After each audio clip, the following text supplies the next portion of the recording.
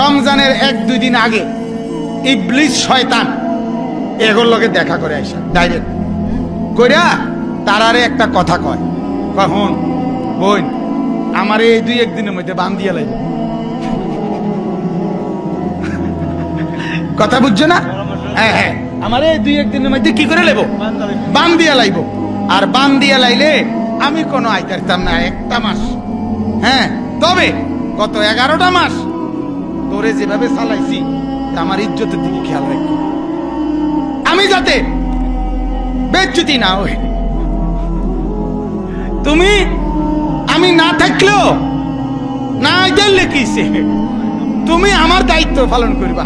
আর বেরিয়ে বলে দিছে আপনি নিশ্চিন্তে, আপনি নিশ্চিন্তে যান, আপনি কোনো টেনশন করেন না। আপনারা বান দিয়ে থইল আমাদের আমনের পক্ষে আন্দোলন চলবেই, আমরা আপনার সাথে আছি।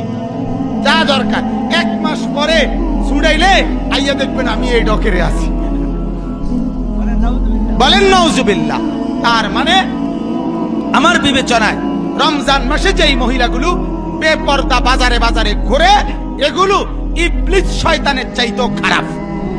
কারণ শয়তানই তো নাই, সে তো শয়তানের দায়িত্ব আদায় করে। নাউজুবিল্লাহ।